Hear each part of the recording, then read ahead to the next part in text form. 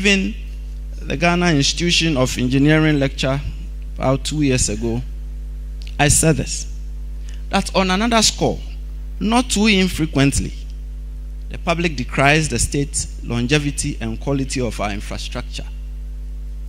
Why do we not have the best infrastructure as they do in some places? The citizen ponders. Why are our roads so bad? The motorist asks. This stretch of road was constructed just 2 years ago. Why has it developed craters for potholes already? He quizzes further.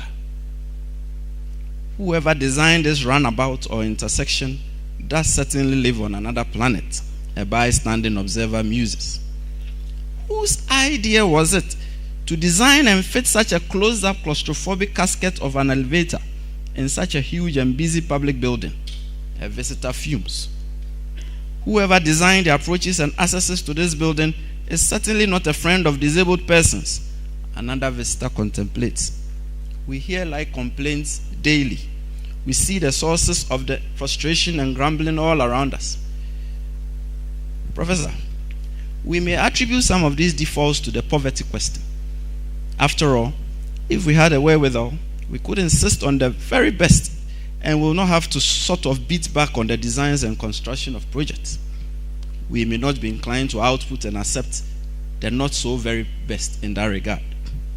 And so, we may link some of the sources of the public consternation to the maintenance question, the lack of it, I mean, which in itself is likely an offshoot of the poverty question. Or we may trace it to our collective attitudes, if I may ask. From where I sit as a special prosecutor, poverty notwithstanding, I place these ills firmly at the door of corruption and state capture. They beget our poverty, which further begets more corruption. It is a poverty trap. We have to spring out of it to meaningfully develop. Simply put,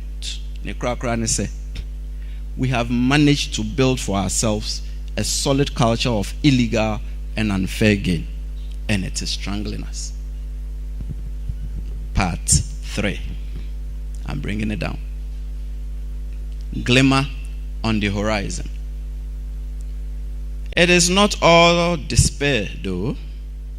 There is a glimmer on the horizon.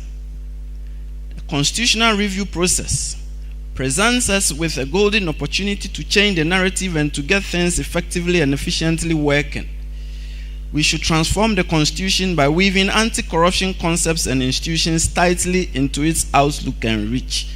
And I am so glad that the chairman of the Constitution Review Commission is my reviewer. Professor, this is directly to you and your team. And right thereupon, after doing that, we should build on that framework a robust and pragmatic wave of statutory detail to give firm effect to the constitutional provisions to render corrupt activities high risk and ultra costly and unattractive enterprises. To do this, 4 truisms must guide this exercise. First, it must be borne in mind that the law always appears to be a step behind criminal innovation. And as technological advancement ushers in marvels hitherto unknown, perpetrators of corruption devise sophisticated ways adapted to avoid detection.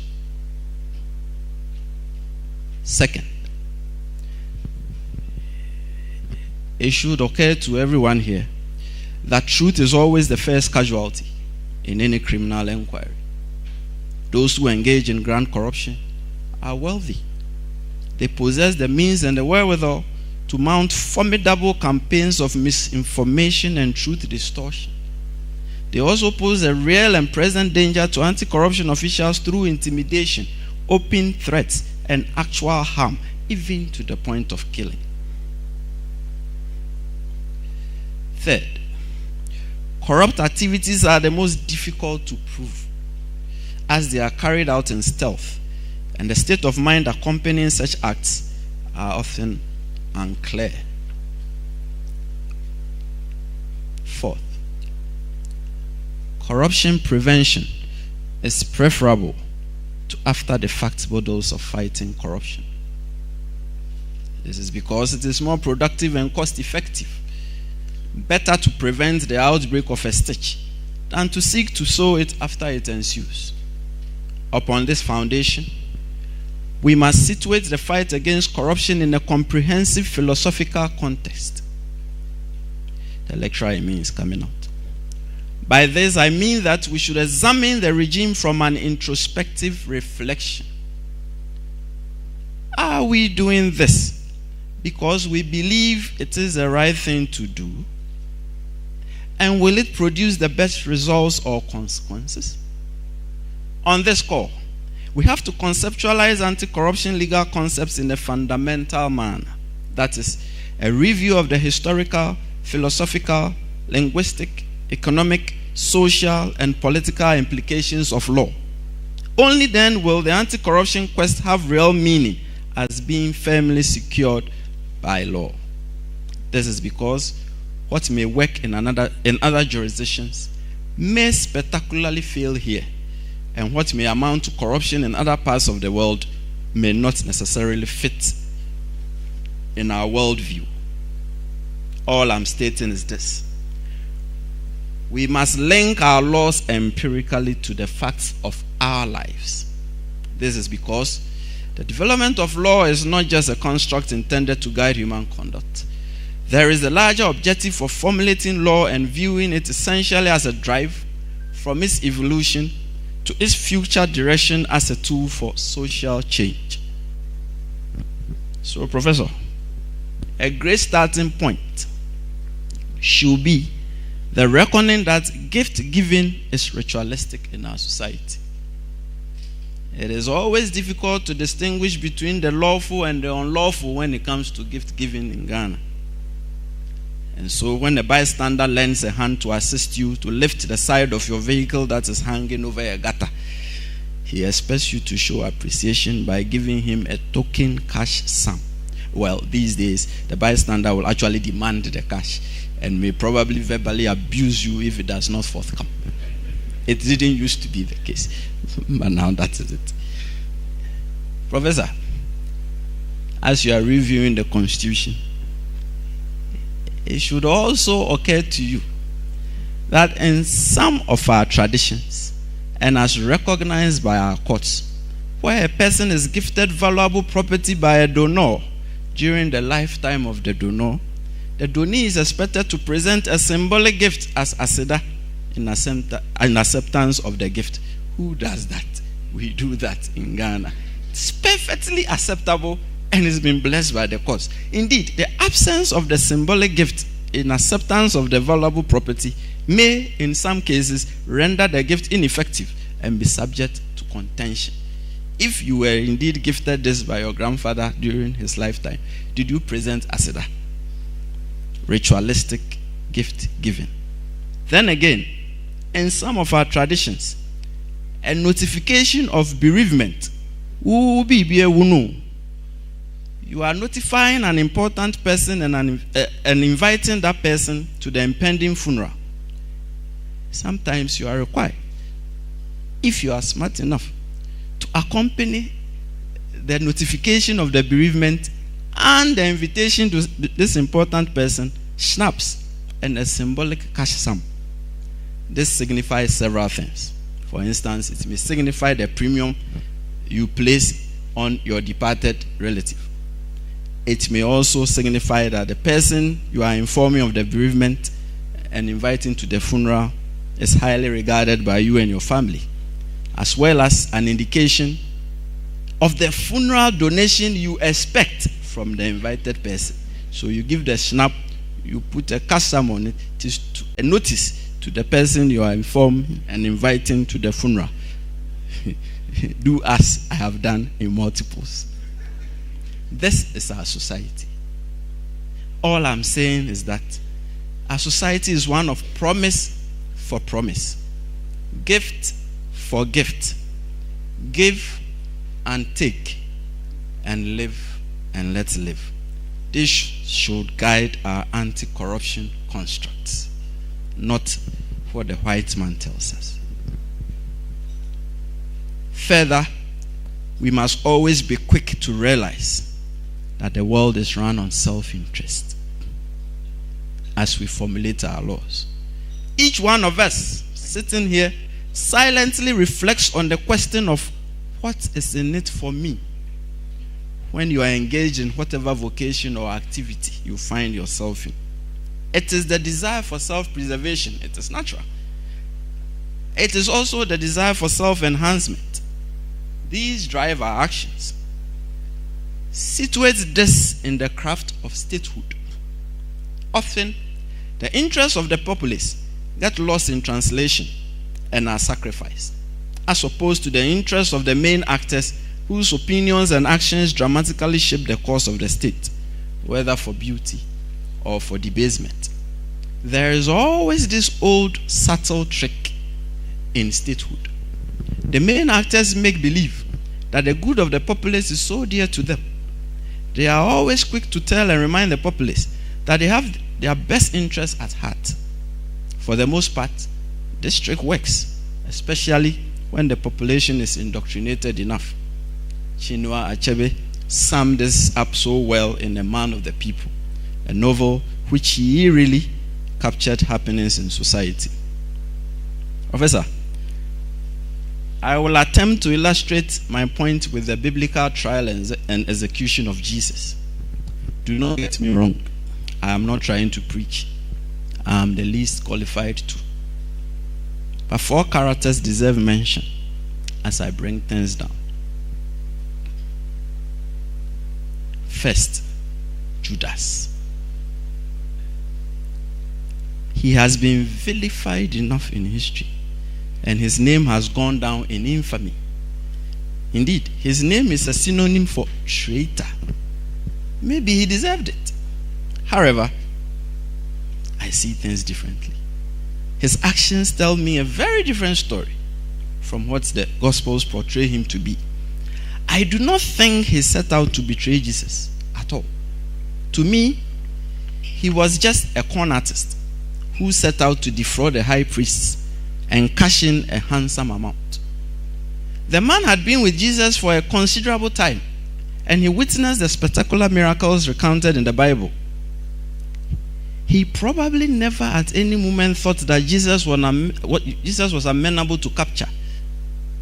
It was more probable than not that he thought Jesus would vanish and escape any attempt to capture him.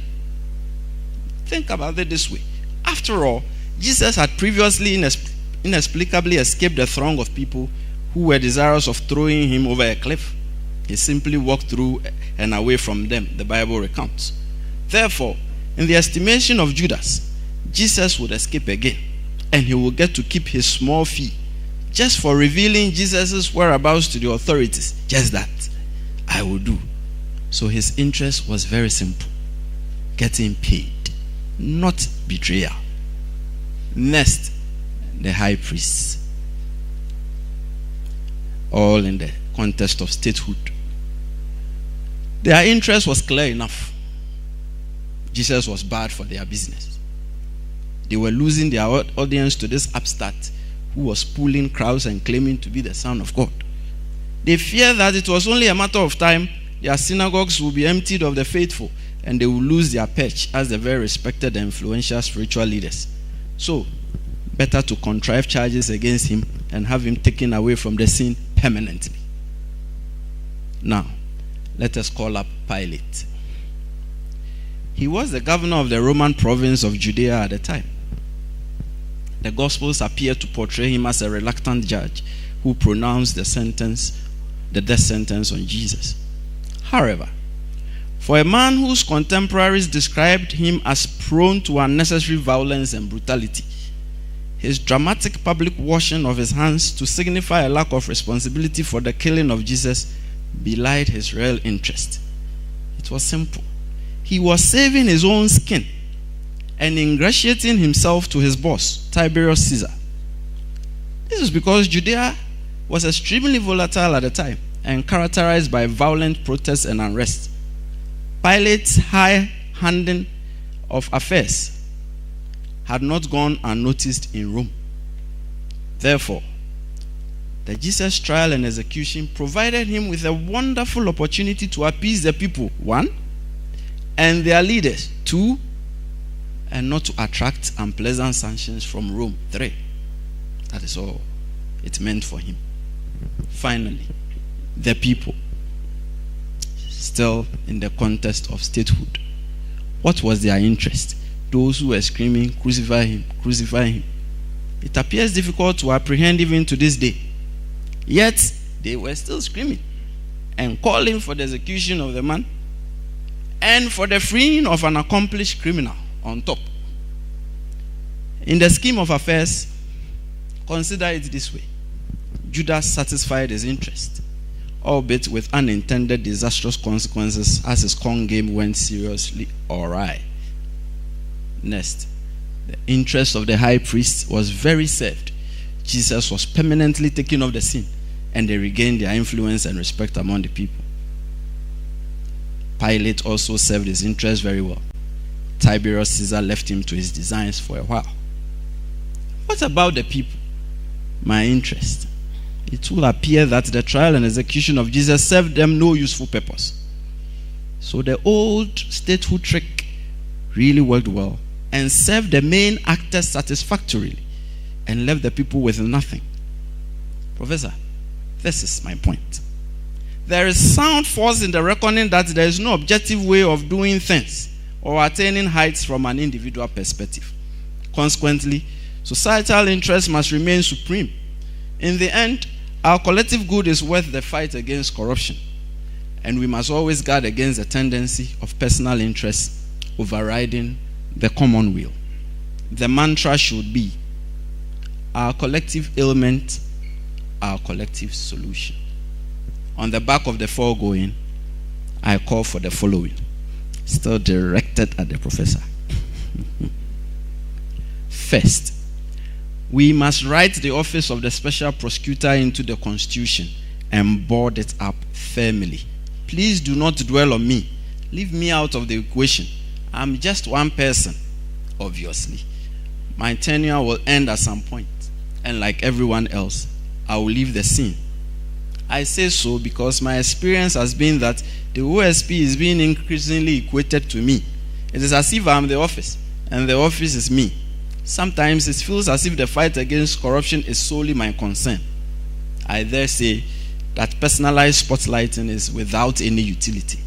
So leave me out of the equation. The focus should be on building institutions that stand the test of time. From my experience, the OSP represents our best bet in fighting corruption.